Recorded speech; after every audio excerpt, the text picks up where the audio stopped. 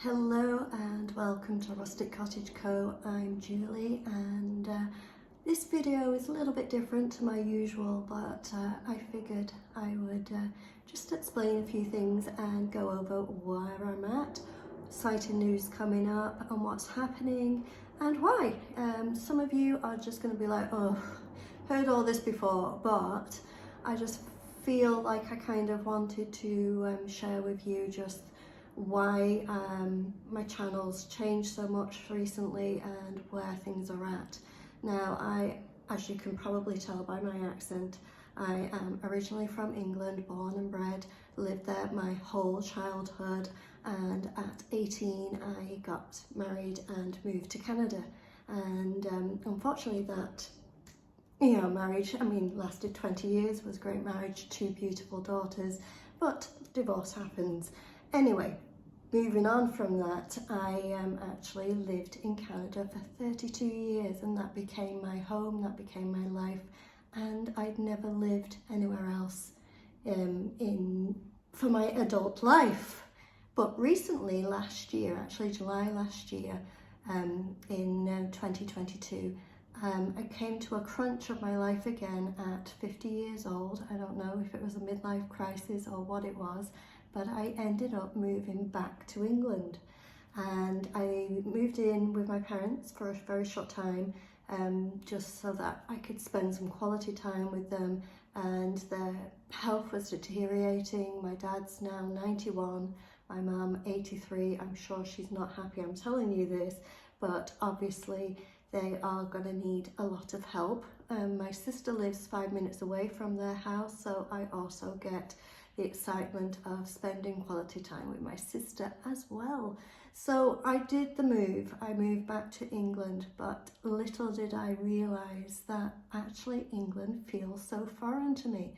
Lived 32 years in Canada, living the Canadian life, being half an hour from the border of America, so knowing the American life too, and just living that life for so long that I didn't realise it was going to be this difficult to move back. I thought, well, I didn't think it would be simple, because I literally came over with 1 suitcase only, few clothes, a little bit for each season, and starting completely my life again.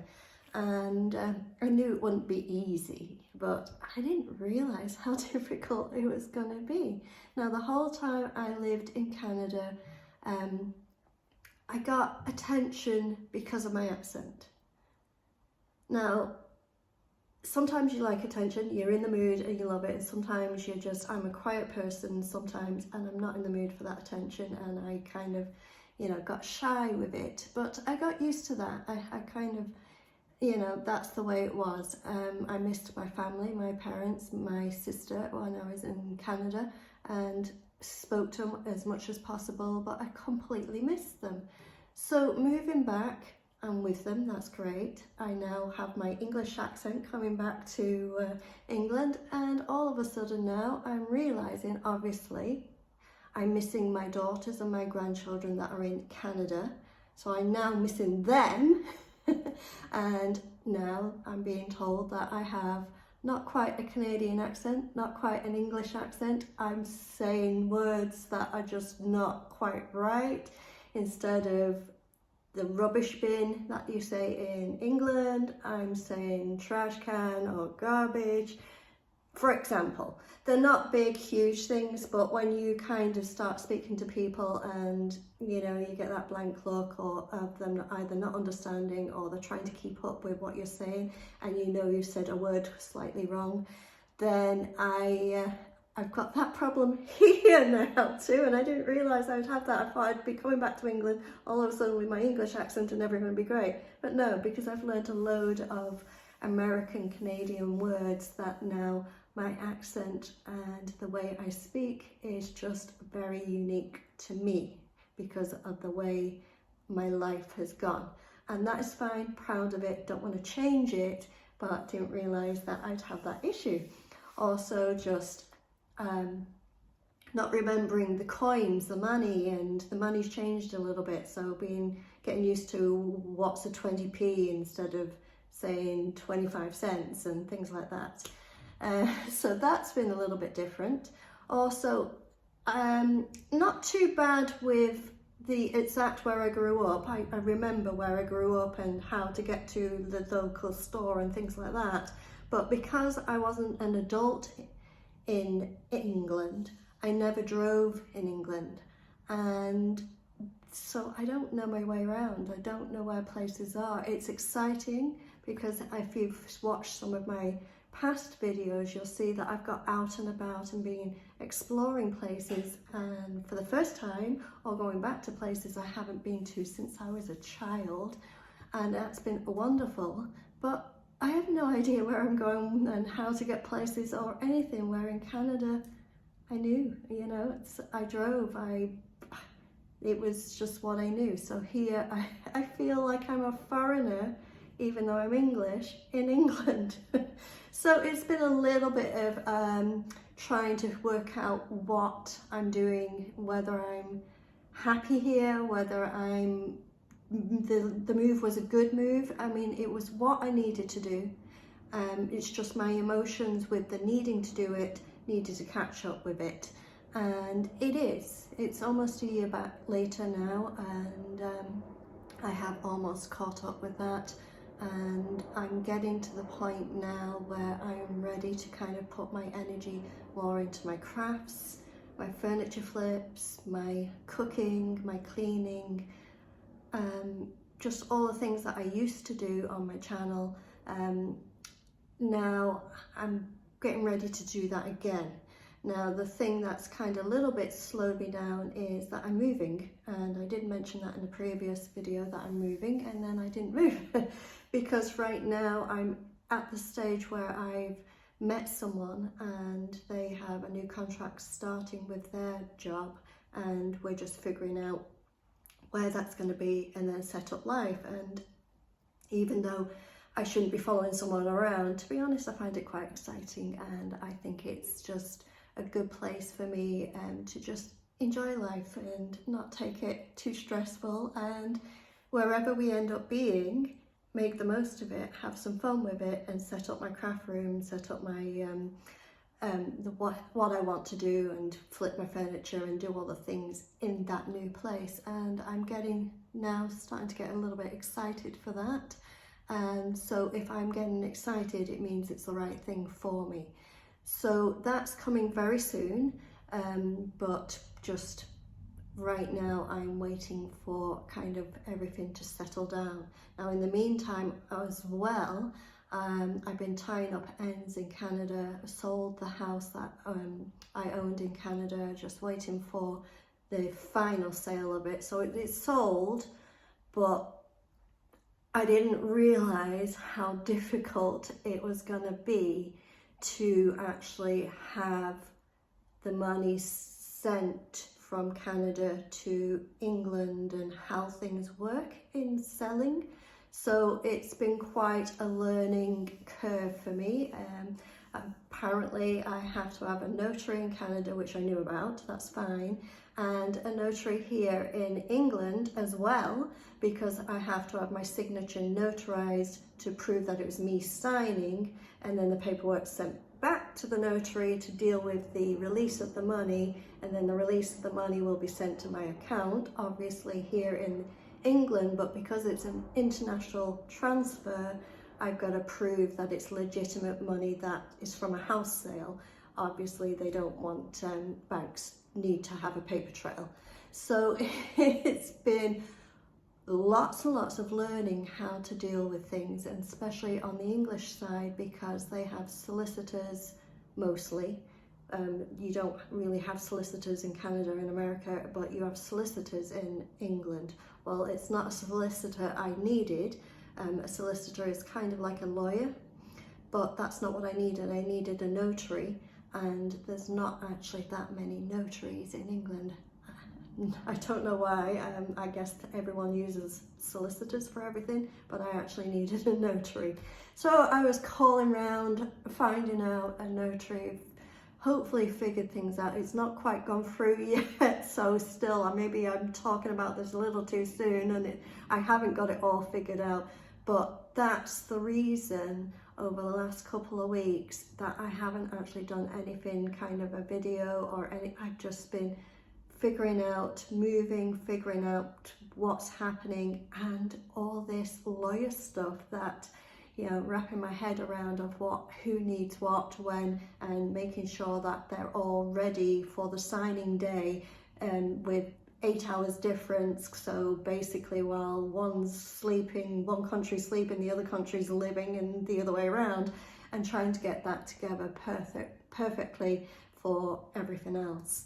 Now, I know that's a little bit boring for you, but I thought some may find that a little bit interesting too, because I mean, even though this is my life, this is where I'm at, and things are kind of like, oh my goodness, I just thought, well, maybe you're kind of like, oh wow, I never thought about those things in different countries, never thought about that.